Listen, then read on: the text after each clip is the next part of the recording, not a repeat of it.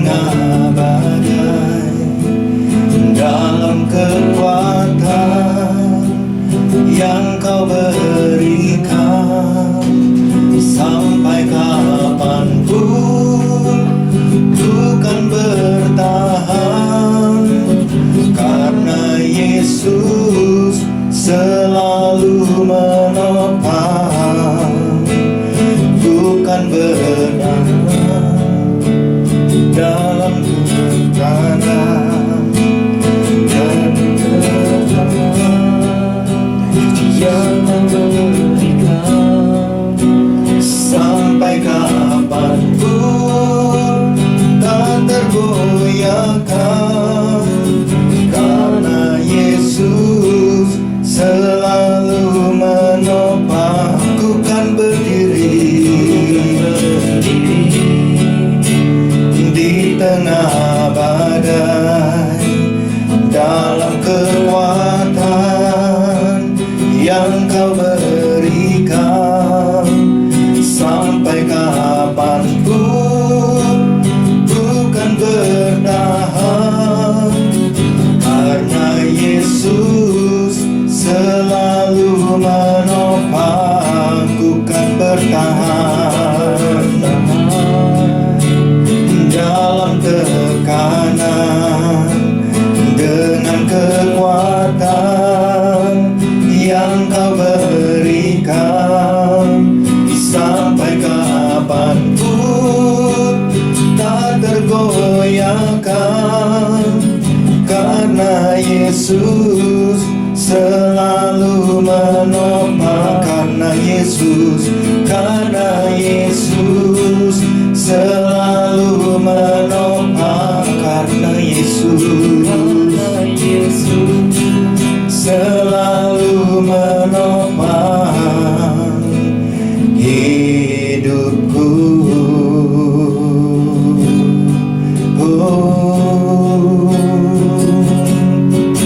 Kaulah kekuatan kami, Kaulah tempat perlindungan kami. Kami bersyukur,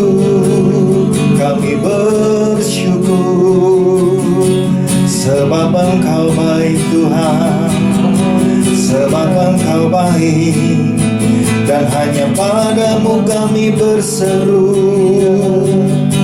Kami memanggil namamu, oh Yesus,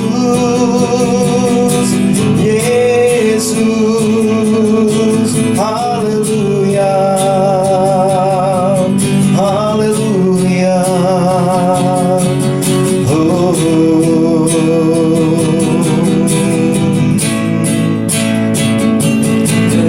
Yesus, Yesus, Yesus, ku berseru. Yesus, Yesus, ku panggil namamu. Pengabdianku hanya padamu. Yesus, Yesus, Engkaulah Bapa-Ku.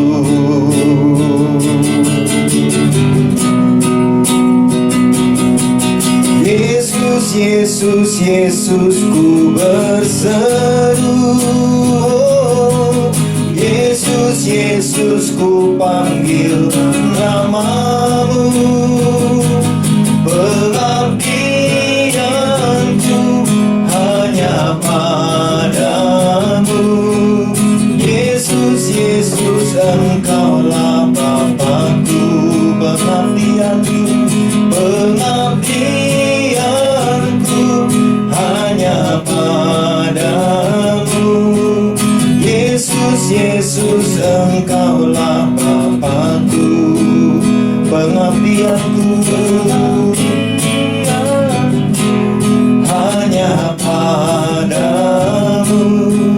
Yesus, Yesus, Engkaulah Bapa-Ku. Selama-lamanya Engkau adalah Bapa buat kami, Tuhan yang begitu baik buat kami. Kalau sampai hari ini kami ada, kami dalam keadaan yang sehat, kami dalam keadaan yang baik, Semua karena Tuhan yang terus berkarya dalam hidup kami. Semua karena kemurahan yang dari Tuhan, anugerah Tuhan yang begitu besar buat kami. Terima kasih Bapa. Kami percaya bahwa saat ini Engkau hadir di tengah-tengah kami.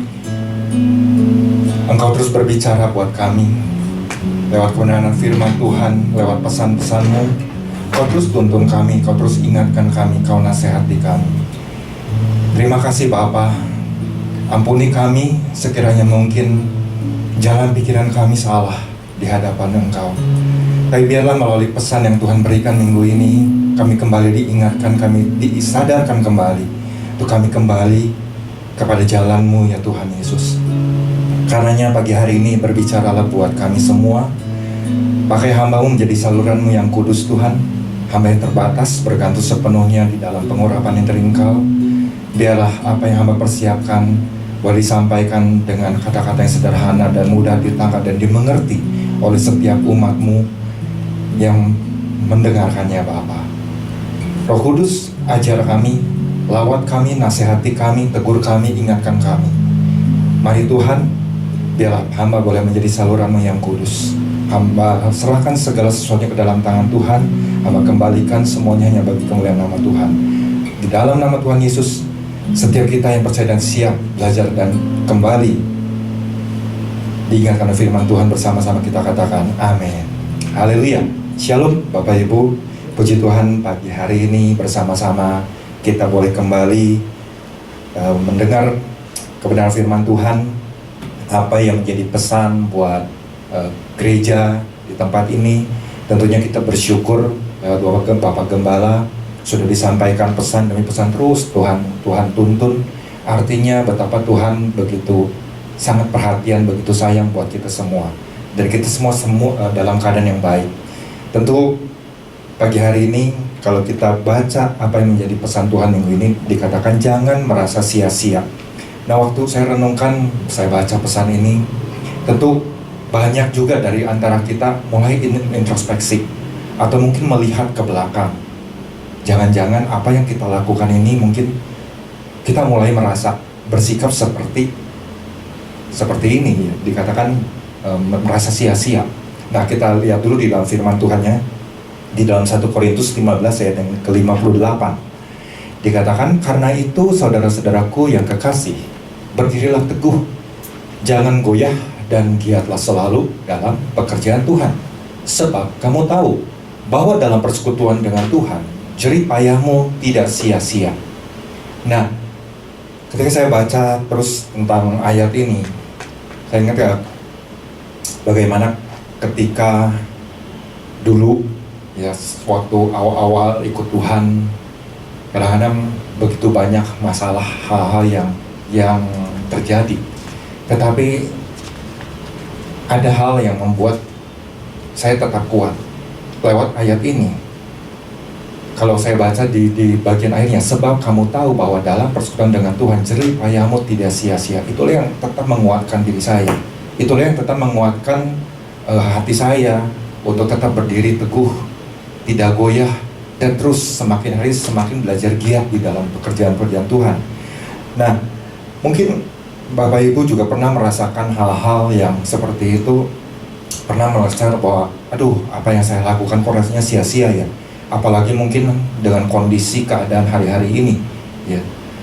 Berdoa tapi nggak ada hasilnya, terus ada banyak masalah. Atau mungkin awal-awal ikut Tuhan bukannya masalah terselesaikan, tapi justru masalah jadi semakin berat, masalah semakin berdatangan. Waduh, jadi serba salah melakukannya. Terus tekun berdoa, mulai tekun berdoa. Wah, ikut doa pagi, ya rajin doa pagi. Tapi ternyata setelah sekian lama ikut Tuhan, aduh nggak ada hasilnya juga. Mulai rasanya kok sia-sia ya, ikut Tuhan kok begini ya. Dan banyak hal ya yang bisa saja terjadi ya. Mulai kehilangan motivasi, mulai kehilangan semangat. Wah, passionnya udah nggak ada ya. Terus kalau kita diingatkan pesan Tuhan ini, kadang-kadang juga aduh saya kecewa. Kenapa ya udah sekian lama saya melakukan hal ini untuk kebaikan dari banyak orang, tapi waduh disalah mengerti sama orang. Akhirnya ya mulai kecewa, mulai timbul kepahitan. hal-hal yang lama mulai muncul kembali. Akhirnya merasa diri sia-sia, ya, ngapain? Saya udah berjuang, rasanya begini, rasanya begitu. Nah, kemarin Bapak Gama udah ingatkan beberapa hal, ya, yang bisa membuat orang itu merasa sia-sia. Ya, diantaranya bahwa merasa diri sendiri aja yang berjeri lelah. Terus kadang-kadang juga suka membandingkan dengan orang lain, ya, yang membuat kita menjadi lelah. Walaupun mungkin ada sisi positifnya kalau kita melakukannya dengan benar, ya, kemarin juga sudah dijelaskan. Atau bisa juga kadang-kadang kita ingin cepat lihat hasilnya. Oh, betul, ketika saya renungkan itu, kadang-kadang orang melakukan sesuatu, ya, seringkali ingin cepat-cepat melihat hasilnya, ya, tanpa melalui proses yang seharusnya dia alami. Nah, karena itu mulai merasa dirinya sia-sia. Nah, lewat pesan Tuhan minggu ini kan kita semua, ya, sama-sama diingatkan sebagai orang percaya. Di sini dikatakan lewat pesan Tuhan ini, saya bacakan di warta, ya.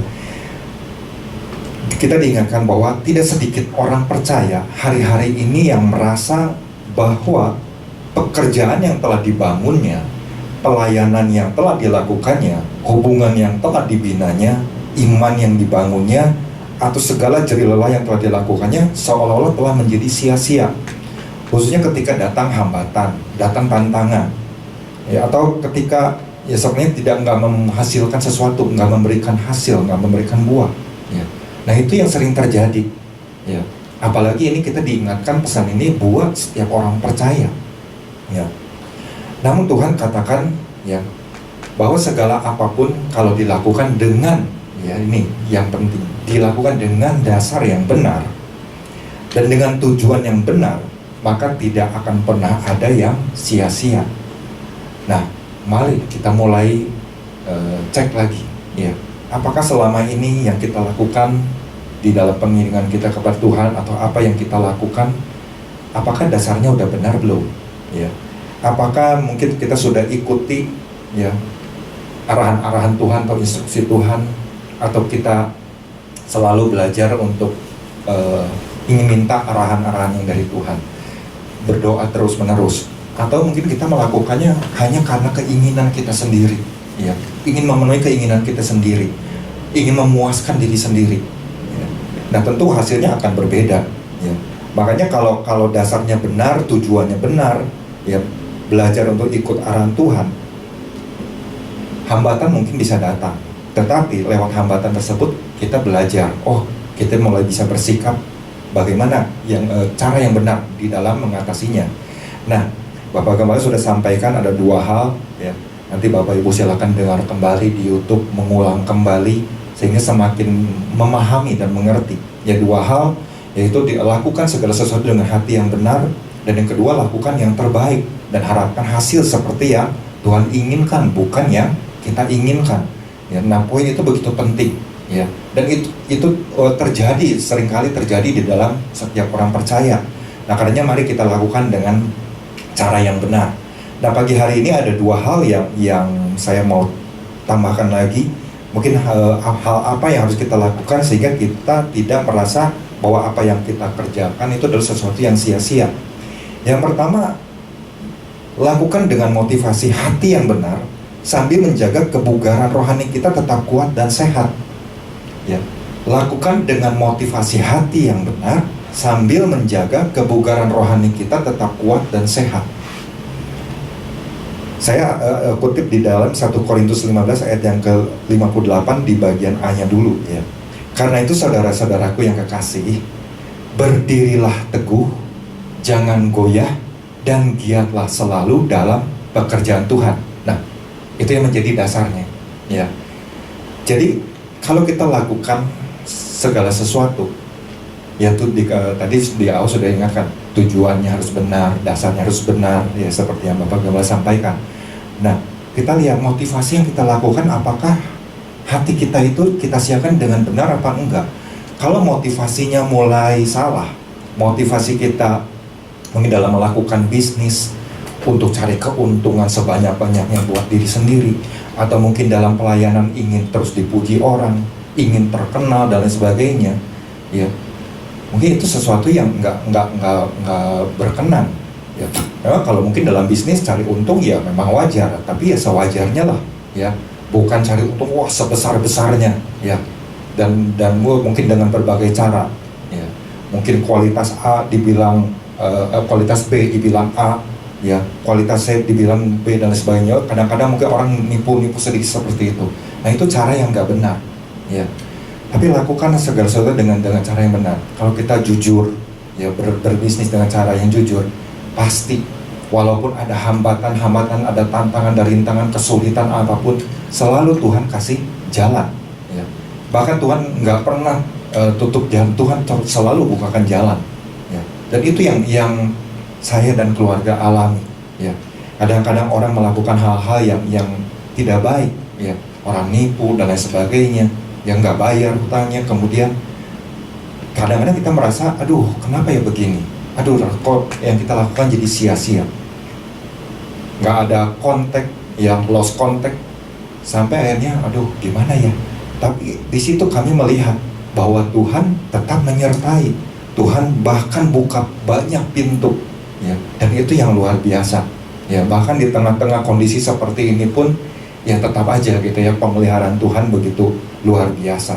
Nah, kita melihat satu peristiwa di dalam perjanjian lama waktu Nabi Elia, ya. Tentu Bapak Ibu ingat peristiwa waktu Nabi Elia berhadapan dengan nabi-nabi Baal, 450 nabi Baal dan nabi-nabi Asyera yang kurang lebih ada 400, ya. Sampai akhirnya bagaimana kita tahu ya peristiwanya. Nanti Bapak Ibu silahkan baca di dalam 1 Raja-Raja pasal yang ke-18. Tapi masuk ke sampai akhirnya kan bagaimana nabi-nabi itu akhirnya dibantai, ya. Karena nama Tuhan, ya. Elia udah melakukan sesuatu yang luar biasa, pekerjaan yang dahsyat dan luar biasa. Sampai masuk ke dalam satu masa di mana apa yang dilakukan oleh Nabi Elia ini itu disampaikan oleh Ahab kepada istrinya Isabel. Dan kemudian keluarlah sebuah surat ancaman yang itu membuat Nabi Elia menjadi langsung down, bahwa dia merasa bahwa apa yang dia lakukan selama ini kok percuma ya, sia-sia, ya. Bahkan waktu dalam satu masa ketika dia sudah naik ke atas gunung, padahal sebelumnya Tuhan panggil dia, Tuhan ingatkan untuk ayo makan, ya, supaya tetap kuat. Tapi bagaimana dalam kondisi mungkin kebugaran yang cukup lelah, ya, fisik, mungkin secara fisik udah lelah, dia merasa bahwa dia cuma satu-satunya seorang nabi yang bertahan pada waktu itu untuk melawan nabi-nabi Baal. Itu dalam pikiran Nabi Elia, ya. Tapi bagaimana lewat peristiwa ini kita belajar sama-sama, ya, apa yang ada di dalam pikiran dari Nabi Elia. Kalau Bapak Ibu baca di dalam 1 Raja-Raja 19 ayat yang ke-10, jawabnya, aku bekerja segiat-giatnya bagi Tuhan Allah semesta alam, karena orang Israel meninggalkan perjanjianmu. Yang dilakukannya benar nggak? Wah, benar sekali. Dia berdiri di dalam pihaknya Tuhan, meruntuhkan mezbah-mezbahmu dan membunuh nabi-nabimu dengan pedang. Hanya aku seorang dirilah yang masih hidup, dan mereka ingin mencabut nyawaku. Jadi dalam kondisi mungkin rohaninya yang lagi kurang sehat, dia merasa aduh segala sesuatunya sia-sia. Aku udah lakukan pekerjaan Tuhan, ya.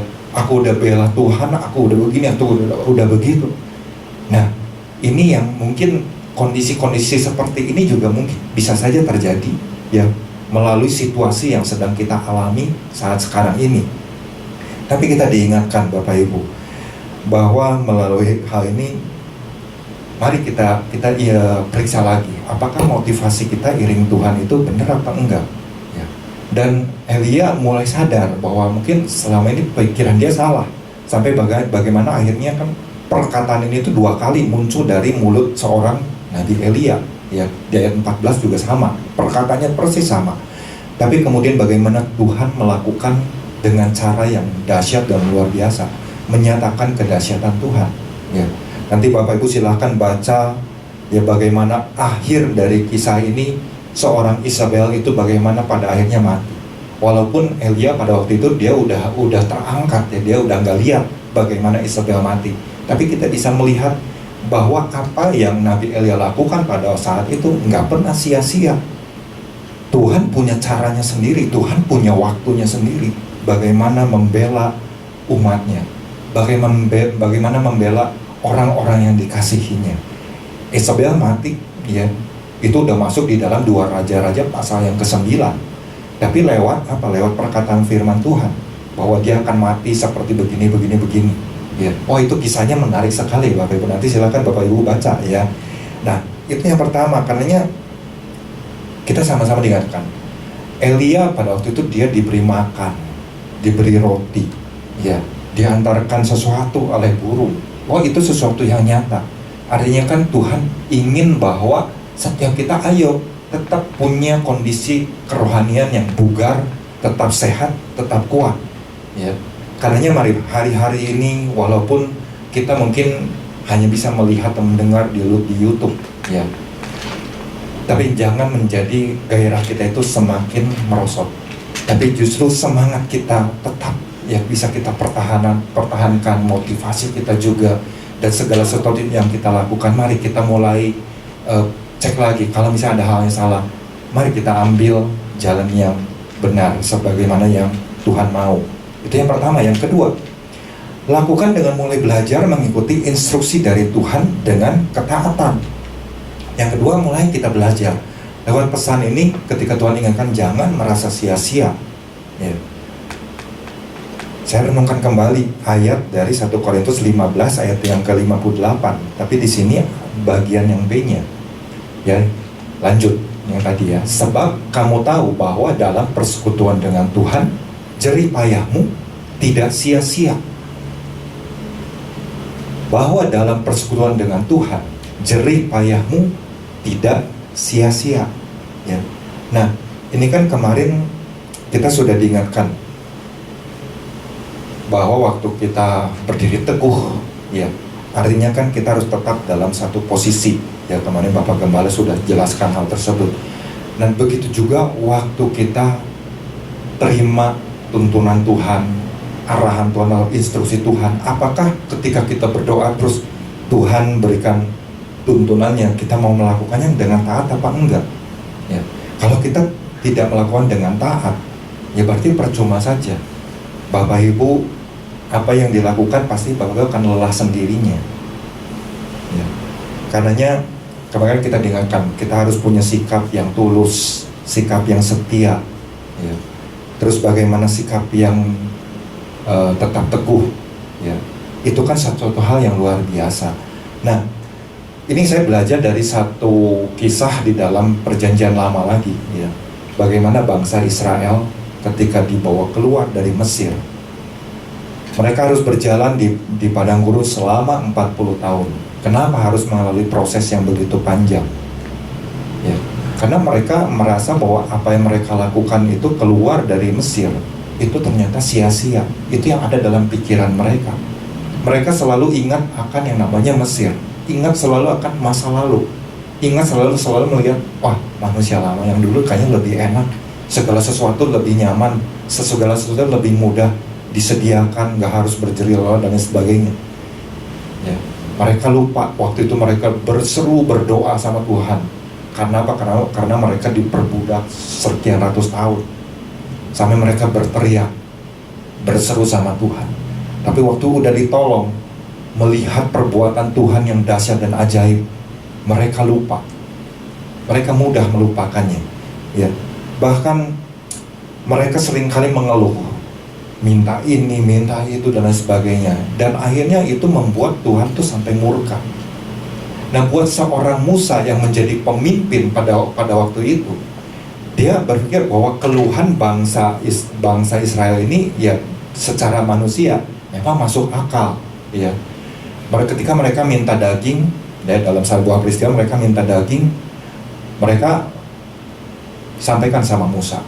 Kemudian Musa dengar segala keluhan mereka, ya. Dan sampai bagaimana kemudian waktu Tuhan dengar apa yang mungkin menjadi keluhan bangsa Israel, Tuhan itu begitu murka. Tapi apa yang ada dalam pikiran seorang Musa pada waktu itu, ya, Musa merasa bahwa, wah, kok pikiran Tuhan seperti itu, bahwa Tuhan mau memusnahkan bangsa ini. Ya di dalam peristiwa lain di situ dikatakan bagaimana bangsa ini bersungut-sungut, bangsa ini tegar tengkuk, aku mau memusnahkannya. Tapi tidak, kalau Bapak Ibu baca juga di dalam Bilangan pasal yang ke-11, ya kita buka aja di dalam Bilangan pasal yang ke-11. Nanti Bapak Ibu silakan baca ya secara rinci, saya akan ambil beberapa ayat aja. Ini bagaimana Tuhan berjanji memberi daging. Karena apa? Karena kalau Bapak Ibu baca di ayat yang kelima, di situ dikatakan kita teringat kepada ikan yang kita makan di Mesir dengan tidak bayar apa-apa, kepada mentimun dan semangka, bawang pre, bawang merah, dan bawang putih. Tetapi sekarang kita kurus kering, tidak ada sesuatu apapun kecuali mana ini saja yang kita lihat. Ya. Jadi pada waktu itu mereka diberikan makan, tapi makanan dari sorga, yaitu mana. Ya. Dan setiap hari mereka harus olah dan sebagainya, harus ambil. Wah, mereka kerja keras. Duh, rasanya sia-sia ya, kok udah keluar dari Mesir harus begini, harus begitu. Ya harus bercerita, wah banyak cara lah yang mungkin mereka pikirkan. Sampai akhirnya mereka ngeluh, ya. Mereka sampaikan kepada Musa, ya. Jadi ketika bangsa itu menangis, ya, berseru. Nah, bagaimana kemudian kan ini Musa punya pikiran yang belum tepat gitu ya. Ini di ayat yang ke-11. Lalu berkatalah Musa kepada Tuhan, mengapa kau perlakukan hambamu ini dengan buruk, dan mengapa aku tidak mendapat kasih karunia di matamu sehingga engkau membebankan kepadaku tanggung jawab atas seluruh bangsa ini. Ya. Begitu beratnya beban seorang Musa, nanggung sekian ratus ribu orang, bahkan mungkin lebih dari itu. Ya. Tapi dia harus kasih makan dengan cara apa? Tuhan sudah kasih lewat mana, tapi sekarang mereka ngeluh, mereka minta daging. Ya. Nah, terus Musa bilang gini, akukah yang mengandung seluruh bangsa ini? Itu kan artinya udah ada dalam kondisi bagaimana dia udah, instruksi Tuhan yang tadinya begini, kenapa ya sekarang kenyataannya begini, begitu sulit. Ya. Nah, ini kan bagaimana kan sebetulnya satu proses yang harus dilalui oleh seorang Musa. Ya. Lewat percakapan tersebut, ya sebetulnya Tuhan tahu bahwa keluhan mereka itu bukan ditujukan kepada Musa, tapi keluhan mereka ini, ya sungut-sungut mereka ini, itu sebenarnya ditujukan karena mereka sebetulnya menolak Tuhan. Tuhan tahu isi hati bangsa Israel ini. Mereka inginnya selalu berontak dan berontak. Udah dikasih tuntunan, ya cuma beberapa saat dilakukan, udahnya lupa lagi. Ya. Dikasih perbuatan-perbuatan yang dahsyat dan luar biasa, wah bergirang, bergembira, lupa lagi. Nah itu yang seringkali terjadi, ya. Nah mungkin itu juga menjadi satu refleksi buat kita. Apakah mungkin selama ini dalam pengiringan kita kepada Tuhan juga seperti itu? Wah ketika diberkati, rasanya sukacita. Wah iring Tuhan kayaknya semakin semangat. Tapi waktu datang tantangan yang berat, wah mulai lesu, mulai capek, mulai menggerutu, mulai berpikir sesuatu yang kayaknya menyimpang. Apa Tuhan ada nggak ya? Apa Tuhan dengar nggak ya? Saya lagi dalam keadaan yang sulit seperti ini, dan banyak hal lagi. Ya, kadang-kadang firman yang sudah diterima mulai lupa. Ya, sehingga orang menjadi goyah. Kalau tadi kan dikatakan tetaplah berdiri teguh, jangan goyah. Ya, itu kan sesuatu yang harusnya kita lakukan. Apapun kondisi keadaan yang sedang kita hadapi. Nah, tapi bagaimana kemudian Tuhan sampaikan bahwa keluhan itu sebetulnya hanya untuk Tuhan. Ya. Dan Tuhan, waktu Tuhan bilang, pokoknya aku akan berikan mereka makanan, bukan cuma 1 hari, 2 hari, 5 hari, 10 hari, 20 hari, tapi 1 bulan penuh. Sampai mereka, apa yang mereka makan itu sampai mereka benar-benar, kayaknya sampai muak benar. Ya. Itu yang Tuhan sampaikan kepada seorang Musa, ya. Jadi Tuhan janjikan akan berikan daging. Tapi Musa berpikir lagi, daging gimana caranya? Kalau nangkep ikan di laut mungkin terbatas dan sebagainya, kesulitan. Kemudian ada domba, ada kambing juga terbatas, ada lembu juga terbatas. Gimana caranya? Nah, Musa seperti kayaknya ragu-ragu, tetaplah kayaknya percuma lah Tuhan. Ya. Tapi di sini bagaimana Tuhan berkata di ayat yang ke-23, tetapi Tuhan menjawab Musa, masakan kuasa Tuhan akan kurang untuk melakukan itu? Sekarang engkau akan melihat apakah firmanku terjadi kepadamu atau tidak. Itu sebuah penegasan. Tuhan mau nyatakan bukan cuma buat Musa, tapi buat seluruh bangsa Israel. Ini jangan berpikir bahwa apa yang mereka lakukan itu sia-sia.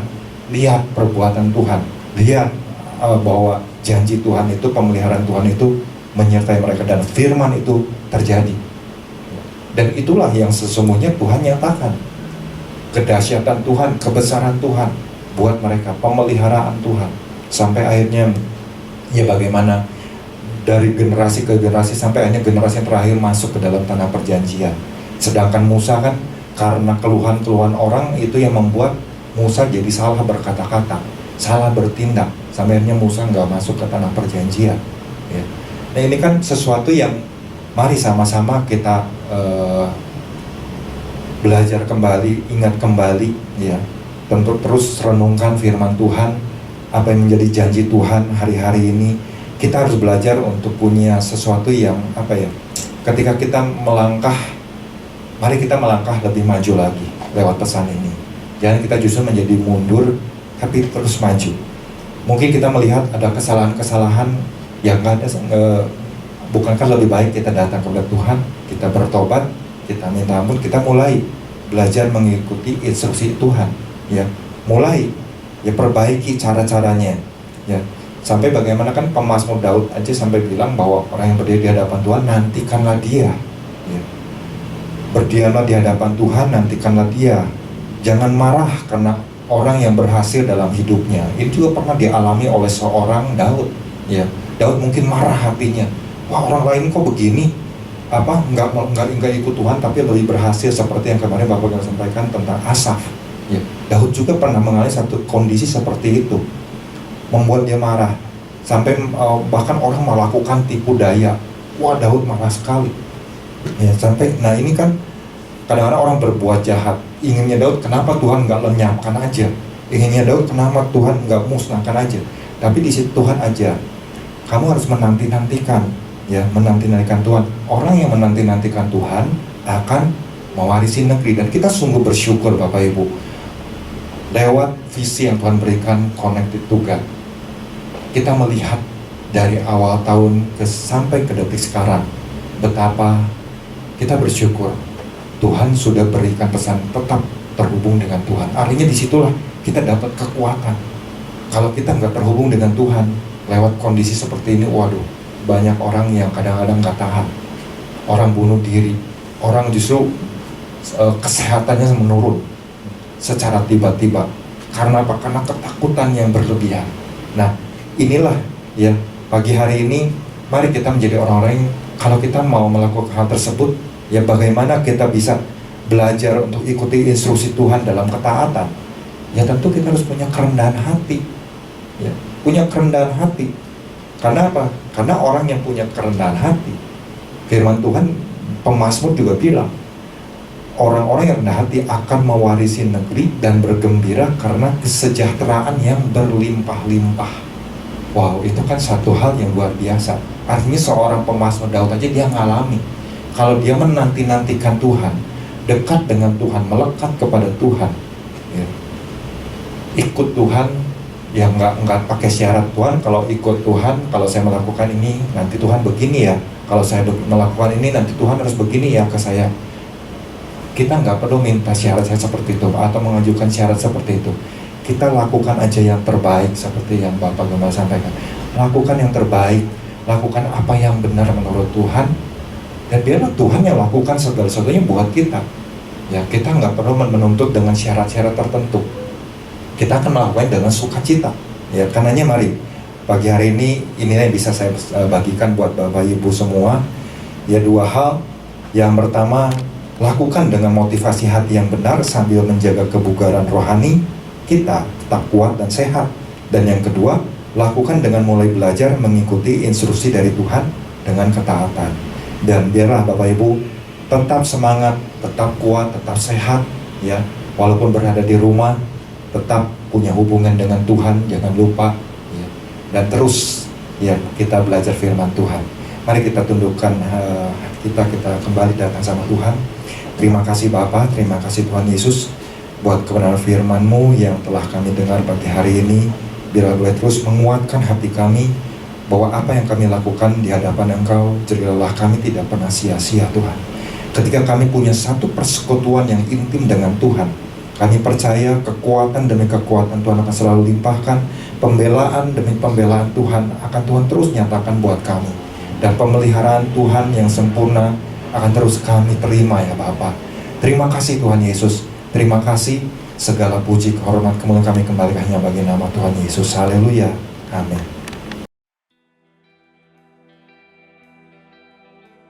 Shalom Jemaat Tuhan, saya percaya kita telah diberkati oleh pemberitaan firman Tuhan yang baru saja kita dengar pada hari ini. Dan saya akan memberitakan seputar kegiatan RDMB selama sepekan ke depan.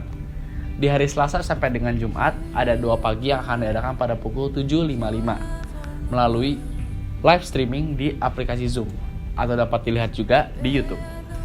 Di hari Rabu, ada komsel yang akan diadakan pada pukul 7 malam dan akan melalui Zoom call yang akan berada di aplikasi Zoom. Dan untuk komsel youth akan diadakan pada pukul 7:30 malam di Google Hangouts. Di hari Minggu ada ibadah raya yang akan diadakan pada pukul 9 pagi melalui streaming di YouTube. Untuk jemaat-jemaat yang mau memberikan persembahan seperti persembahan ibadah, perpuluhan atau persembahan lainnya, dapat mentransfer ke rekening GBI Pastur yang akan tertera di bawah ini. Demikianlah seputar kegiatan RDMB selama sepekan ke depan. Stay strong, stay healthy, stay anointed, stay safe, and stay at home. God bless you.